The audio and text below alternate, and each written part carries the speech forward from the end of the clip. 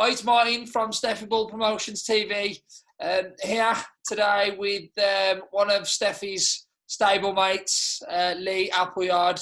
The last time Lee was out was back in Doncaster, in Rotherham, I apologise. Barnsley Metrodome, my apologies. In an absolute, it should have been a TV fight against Ben Fields. Everyone, including Lee, thought that this was going to be the second coming of Lee Appleyard, and then the virus struck. But now we're back in full training, and hopefully not too far away from seeing you in the ring again, Lee. That's it, mate. We started ticking over literally just before Christmas, a couple of weeks before Christmas. I've had a bit of an injury, so I've not been able to punch for a while. I did bits and bobs through lockdown, but after that, like I said, a couple of weeks ago, I've started knuckling down, and I'm getting into a good position now. To be fair, I've seen a lot of videos on social media with your new trainers. Seem to be following you everywhere. Yeah. But, let's talk about last year. It's got to have been a fighter's nightmare. Literally coming off the back of that victory against Ben, meant to be out in March, and was it a week before? Was it the week you was fighting? 2 days. 2 days before. Yeah. So I'd done my final check weigh, and obviously they pulled the emergency services on the 17th, I think it were, or 18th, and I was fighting on Friday 20th. So, yeah, it couldn't have been any closer, really, with the fight week. And obviously we'd done everything. We were fully prepared, fighting for a title against a good kid, and it was going to be a good year for me. It was going to be all about collecting titles and progressing from, like you said, my good win with Ben Fields. But unfortunately, I'm not the luckiest of guys, and it went downhill from there, and obviously it's not got back up and running yet. I'd say you might disagree with me, but the victory over Ben Fields was a superb victory for you, but it probably wasn't a great victory for you as well, considering last year, because the victory against Ben, that's probably why you didn't get out as much last year, because you're coming off the back of a victory and you're a handful for anyone. Do you agree? 100%. I had a little chat with Eddie when I were out in the bubble for Terri's fight, and his exact words were, "I have a couple of losses, I might get you a few fights, but I'm not here just to make numbers up. I'm here to win titles," and that's the problem. Obviously, I've got one of these strange records, couple of losses on it, and obviously I'm a bit of a, if they lose to me, it's like, oh, he couldn't even beat Appleyard sort of thing. He's lost to so-and-so and so-and-so. But all my losses, I'd beat every single one of them again. Some of them being controversial, etc. And people know that. Obviously, I do believe, and I'm respected in the sport, in that I'm a good fighter. And people aren't daft just because I've got a couple of losses. It doesn't mean that I'm a crap fighter. They're all experienced fights. And I've said it before in interviews with IFL and that, I believe I'm undefeated in my head. There's been a reason in my head for every single one where I've lost or it's been a draw. And from there, like I say, it's all about pushing on. But I believe, like I say, I'm undefeated. And I'll keep going. I want to win a British Commonwealth title. And from there, we'll move on. Seeing some of your interviews, you're at the perfect weight as well now. I think you've said it quite a few times. You feel comfortable at this weight. You can certainly, your fitness is perfect for this weight, and your power. So like you said, you're a completely different animal at this weight. And Ben Fields was a fighter that nobody really wanted to fight because he was just a constant come forward fighter. And I remember being there that night. I remember speaking to a couple of people saying, Ben's just going to have too much energy. He's just going to have too much energy. And I think not so much surprised everyone, but like the performance you put on, I feel like you probably had a couple more gears as well that you could have gone up in. 1,000%. But my engine, I mean, obviously I've watched the fight back and I can hear people commentating, oh, Leo gas, blah. I don't know where they get that from, because I've never gassed in my life. I've done a 12-round fight at 3 weeks' notice, and it were a high-paced fight when I boxed Sean Dodd. I don't gas. I only keep coming and I get a second, third, fourth gear. Regards Ben, I mean, I nearly got him out in round 10, but if I'd have boxed how I normally box, I dare say I might have got him out 3 or 4 rounds in. The thing were, it weren't about going out and trying to blow him away. It was about showing that I can box, and obviously that's what his game plan was. So I stuck to it and stayed disciplined. Whereas before, I get caught and I get a little gunno, and obviously I want to try and stop him. I am a puncher. I'm a big puncher. I have the stoppages, and that's probably because I look for the stoppage a little bit too much. So we've been working on a lot of things in the gym, obviously this year anyhow. And obviously I believe I'll start getting the stoppages now with what we've been working on. But just need the fights to come. And when they do come, I'll show everybody what I've been working on. If you look at 2020, there's some, you had the rise of Florian, Marku. You had, I think there was a bit of a Twitter rage with yourself and Joe Laws. That was a fight that was made. And then I was reading a couple of articles online where basically, I don't know if you can put any truth to it, that they wanted the fight, you accepted it, and then their manager or a close friend to Joe turned around and said, we don't want this fight with Lee. Is that true? That's 100%. I'll not name names, but that's 1,000%. They were willing to take it. He's a fighter, Joe, so full respect to me, we're willing to take it. But obviously we have managers and friends and people in the sport who obviously are there to guide us, and correctly they said he's a couple of levels above, you're not ready for that yet, he'll beat you, which fair enough. But he went in then with Ryan Charlton, he got beat anyhow, so it'd probably been better going in with a bigger name and getting beat personally, but it were what it were. He decided to take the advice, and he got unstuck with that, fighting Charlton. But he got unstuck if he were fighting me anyhow. I'm not saying I got him away any quicker or anything like that. It was a good performance from Ryan Charlton. But obviously, like you said, Marku, he's fighting Charlton next. And it makes all sense that I fight the winner of them. 1 billion %. It's the next level up for both of them. And I beat both of them comfortably. In an ideal world, I want Charlton to win. I don't really know much about Florian Marku, but I know he's really a welterweight. I'm a super lightweight, and I know Ryan Charlton's really a super lightweight. He said that in his tweets, and his manager said it in the tweets. And the good people, his manager, Dan's a good person. They get on with Stefy, and it's a fight that could be easily made. And it's a great step up for him. If he is going to go on to it, he's got to be beating me if he wants to be moving up. And obviously, I need to be beating him if I want to be winning my British and Commonwealth titles. When he beat Laws, I didn't even call the kid out. I didn't even say anything because he'd only beat one decent undefeated fighter. I've beat quite a few of them. So I weren't really that interested. But the fact he's now going in with Florian Marku, if he beats him, he's had 2 big wins back to back. And it'll scream out for a great fight. So I think after the Laws fight, that shows you how quick your career can change in boxing. Look at it, he's got into the Laws fight, as not many people know about him, and then lo and behold, Eddie Hearn signs him. It literally, it's just, you have to be ready. Think how I feel. I feel like... That was my fight. I'd have beat him. I might have got signed and could have been I feel like I'm rubbing salt. But if there's any justice in this game, then I'll fight the winner of those 2. Whether I go up to welterweight or whether I fight at super lightweight with Ryan, I'm really not bothered which one it is. And whichever one wins, it'll be a cracking fight.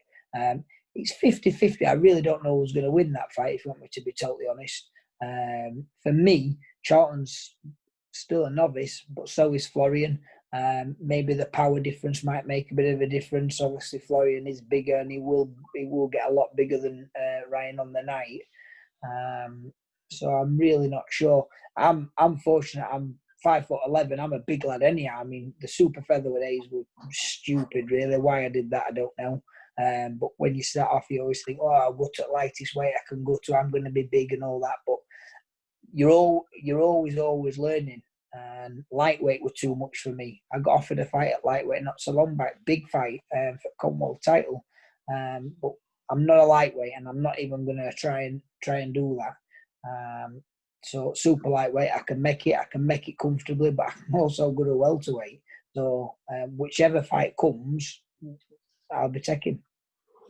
You look when Florian fought Mwimba on the Ultimate Fighter, that would have probably been a big chance for you to have got into Florian's head as well, and potentially you could have been the Jamie Stewart.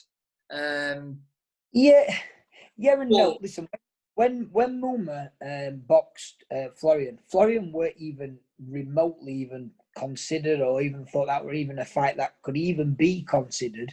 However, when I was in the bubble with Terri, I got offered to fight him at a few days' notice. Like I said, I was injured back in November, and I weren't taking that fight at 3 days' notice. I was out of shape. Yeah, I was in gym, but I was out of shape. And from that, it was like, well, I will fight you, no problem at all, but at least let me have time to get rid of my injury and have a bit of a camp. Then they're a little bit, well, if you're not fighting us in December, then next minute they're fighting in January, and they still didn't take the fight with me. They chose Charlton. They didn't take the fight with me because they don't want me to have a full camp because they know what crack is. So listen, if they both win, if whoever wins out of them two, I'm a perfect opponent as the next stage step up. I'm ranked higher than them both, and we all know what sort of fight it'll be. It'll be fireworks because I'm never ever in a dull fight. What's your thoughts on Jamie Stewart's performance against Florian? Yeah, I mean, I don't really know much about him either. I've not seen that. I know he beat, is it NEC Junior or something like that? But it showed in that I'd seen the vulnerabilities personally in Florian Marku before that fight, and that's what I wanted to expose. That's why I was asking for the fight myself. But I weren't going to fight him in that December because, like I said, I was injured. And I'm not going to go into a fight injured to come out and make excuses. I'd never. If I go into a fight, I'd go into a fight. And I'd seen those vulnerabilities to him of how you could beat him, and that's what Stewart did. He as it went on and he blowed his load, he started to gas, and then obviously he started to pick him off and catch him. And he ain't an experienced fighter. He only had a few fights. So imagine someone who's been experienced and gone through them scenarios. I'd have stopped him later on, but it is what it is. The fight gets made. Florian or Ryland, whoever wins that fight, that gets made against yourself on a Sky Sports show, Eddie Earn presented. What would be the outcome, Lee? Whoever it were, I'd put 100% in my head, I would beat them both comfortably. And that's no disrespect to them both. I just believe level-wise, I'm a few levels above them. Out the two, I'd probably say Charlton's the easier opponent for me. Just down a size. I've never boxed at welterweight, so I won't really know. So out of the two, I would probably say Charlton. I'd have more of a chance with Charlton, but until you're in there and you're having a fight with these lads, you don't know. But yeah, listen, I'd stop them both. That's a fact. I'd stop them. It won't be a case of I'd outbox them. I would stop them. If Florian was to be victorious against Ryland, I think Florian will only fight at a certain weight because of the 8-ounce gloves. Is that something you're prepared to go to?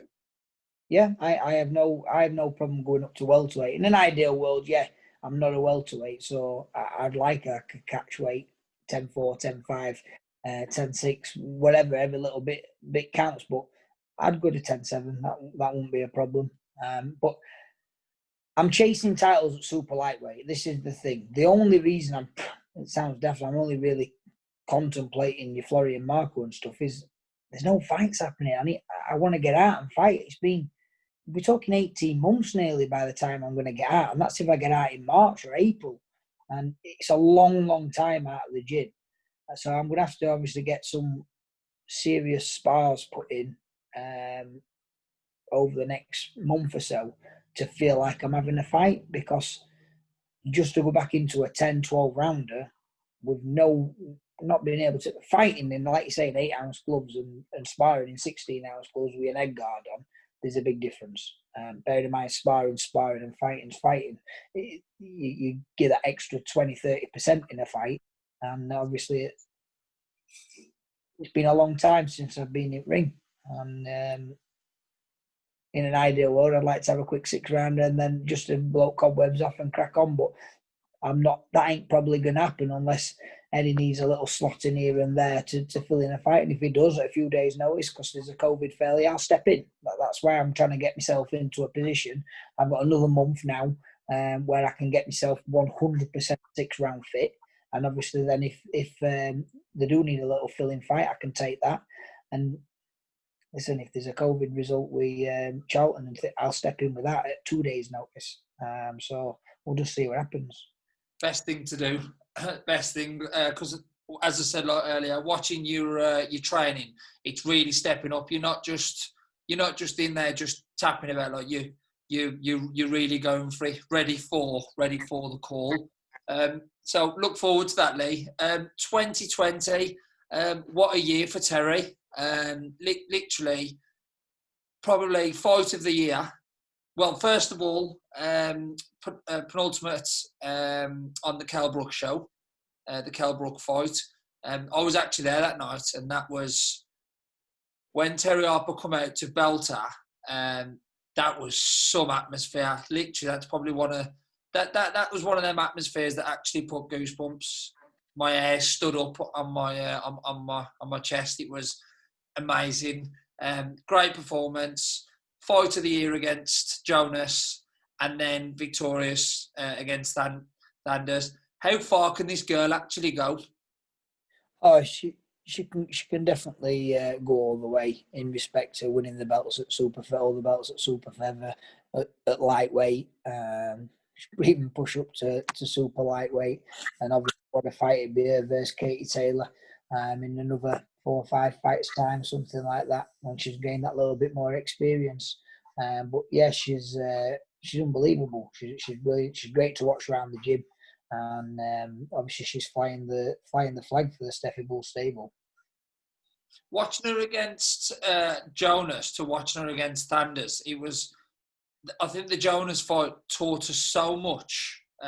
Literally, I don't think many people thought that Terri would stand there and just have a fight, and that's exactly what she done against Jonas. She showed that she's got the tough, the steel to fight, and then it was just a boxing masterclass against Thunders. Like literally, it looked like Thunders didn't deserve to be in the same ring as Terri, and that's not being disrespectful to.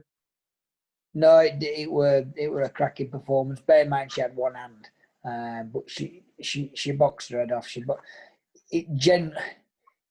If nobody had said who Thunders were, you'd have thought she were in with a novice. No 2 ways about it. You never said she were a world champion or anything like that. That's how good a performance were.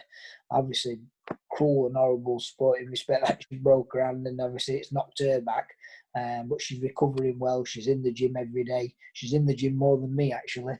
But yeah, she's in the gym every day, and hopefully, fingers crossed, she's going to be out mid of the year. I don't know what sort of time scale she's working on. Obviously, the time will tell when she starts punching again. At the minute, she's not punching, but she's keeping in the gym and she's keeping fit.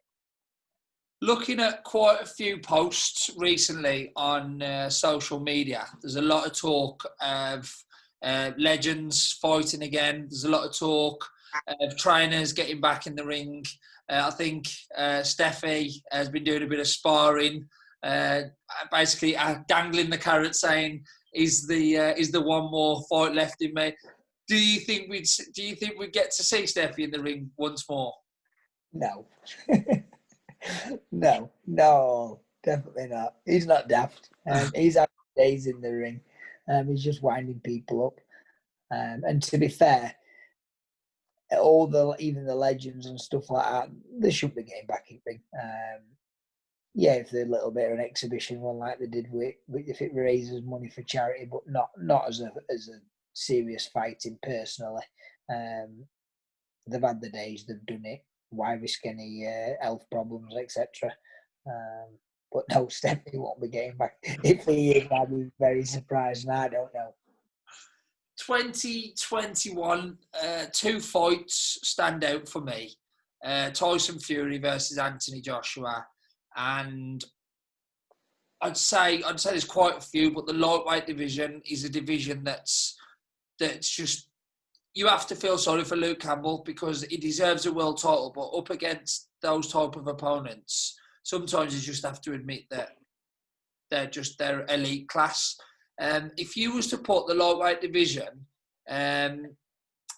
all in a tournament, who'd win that tournament out of the Garcias, Linares, Lomachenko, Lopez, Tank, Haney? It's scary just admitting all those fighters, and they're all top level. Super Six would be great, but it's so they're all got their own little attributes. You know what I mean? One's a puncher, one's a skillful boxer. It's very, very hard to choose. Obviously, Lopez beat Lomachenko in the last fight. I couldn't say. I really, really couldn't say. If I had to, I'd probably say Davis if I had to pick one, just out of his sheer power of him. And I think that's the only reason why I'd be saying Davis. I like Davis. I like Davis because he's got Mayweather behind him as well. And I think Mayweather's quite clever. He'll not so much pick his fights for him, but he basically knows when to step him up and when not to step him up. I think Davis versus Garcia could be an absolute barnstormer. I really do. Yeah, I think he'd probably stop Garcia quite comfortably, personally.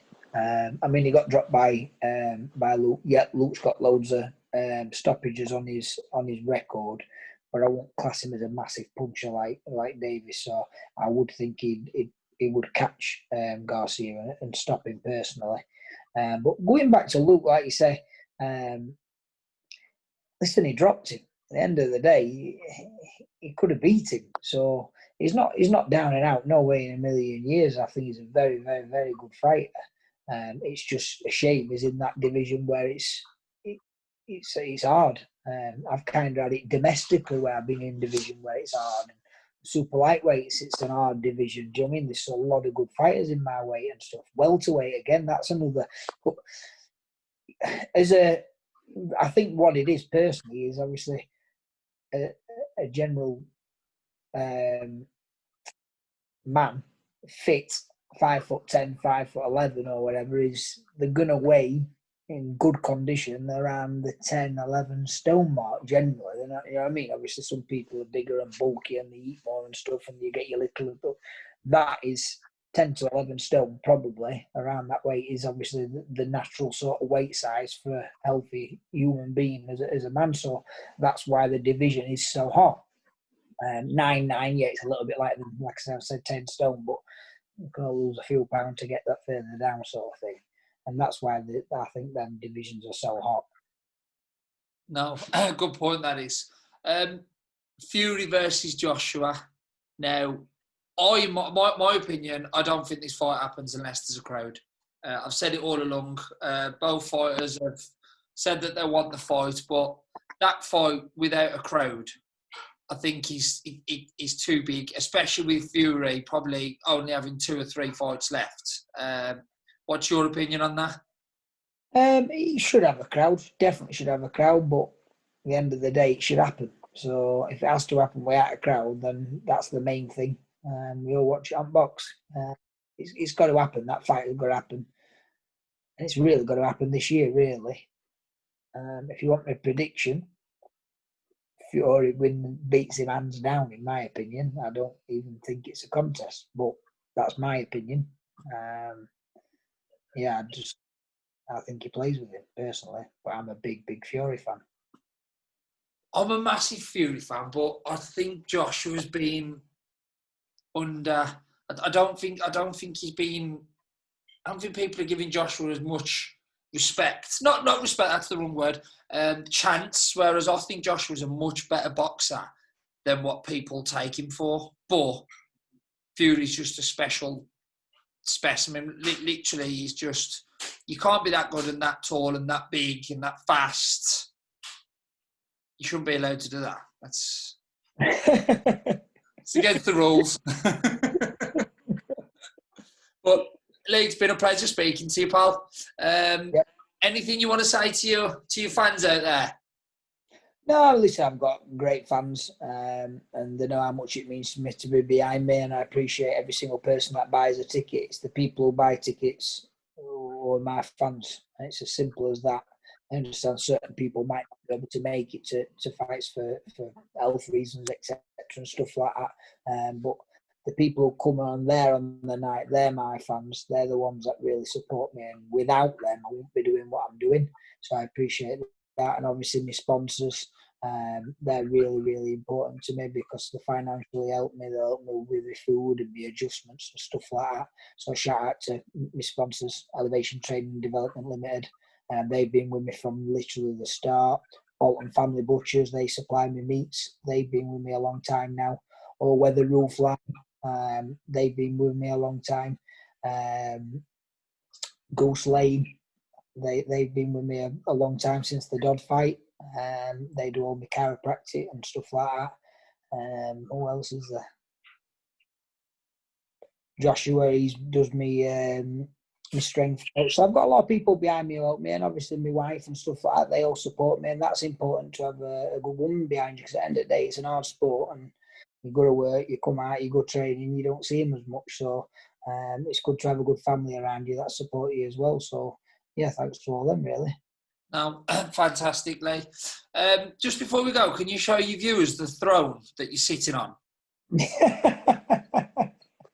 It's like the throne that Tyson Fury sat on. I don't know how you do it, mate. Oh, do I have to change my view or what? I think you can press on the change your view. I guarantee all the viewers at home are thinking, what's he sitting on? I'll do it in the throne.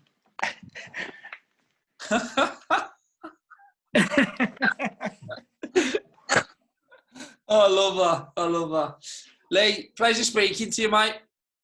No problem, mate. Thanks for your time. No problem. Cheers, buddy. See you, mate. Bye. Bye.